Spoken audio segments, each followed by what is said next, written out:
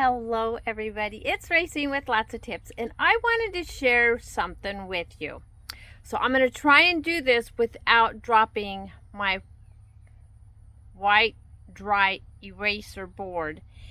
And I was playing with some words and I wanted to show you something, and it's going to be kind of corny, but it's my tip for the day. So with no further ado, I'm going to turn the camera around and I'm going to try and do this, and hopefully I won't have to stop the camera and restart it. So let's get started.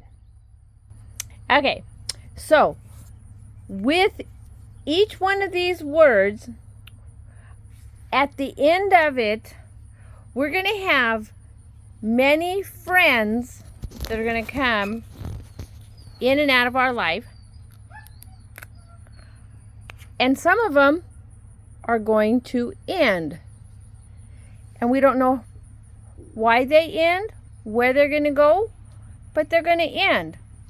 Some of us are going to have girlfriends and they're going to end, and we don't know why. And some of us are going to have boyfriends and they're going to end, and some of them we're going to keep, and some of them we're going to keep friends, some of us we're going to keep girlfriends.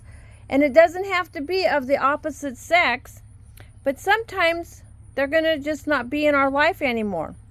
But one thing we can assure is that we're going to have family in all of our life, and we want to keep in all of these situations to encourage all of them. And how we can keep all of them connected in our life is that we want to show that we will always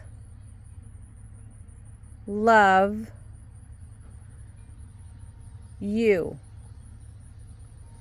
And how you can do that is by doing little things, showing a little gift here and there, a positive word here and there, whatever you can do to encourage those friendships, those girlfriends, those boyfriends, and even a family member coming over and saying, "Hey Mom, I haven't seen you in a while.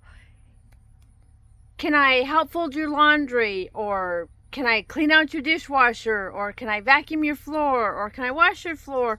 Or can I clean the weeds out of your garden? Or can I help cut your grass?" You know, don't wait for someone to ask you to do something. Show up and just offer it, because you can still do it. Some people can't do it because their pride gets so in the way that they say, "I'm not going to ask that person because they've hurt me or they've made me so mad." Well, I just heard by someone say he was waiting for a train ride and he had to wait for that train ride. Well, he turned it around and he said, "I get to wait for a train ride. I get to go to work today. I get to get dressed this morning. I get to go home and eat dinner with my family. I get to climb into bed by myself or with a family spouse." When you change the outlook of your life, you don't know how it's going to change. And it all begins with, if you love yourself, you'll know how to love others and how to have a wonderful day. So that is my tip for you today. Show yourself how to love yourself. Do something for yourself. I haven't made a cup of coffee for myself in a long time, so I made up the coffee. Usually Mr. Tom does it for me, but he is off out and about doing his thing. And I was like, you know what? I want a nice cup of coffee. The kids are off doing their own thing. Nobody had an opportunity to give me a cup of coffee. I didn't want to go and walk down to the convenience store and get a cup of coffee. So I made myself a cup of coffee. And I enjoyed making myself a cup of coffee. It's 100 degrees outside. I'm starting to sweat. So I'm going to go back inside in the air-conditioned house where it's nice and cool. So with no further ado, you all have a great afternoon wherever you are. If you think this is a corny podcast that I made, make a comment. If you feel someone should hear it, please share it. And you all know what to do. But most of all, share love do something for someone. And if you did something, come back and share what you did and show that love.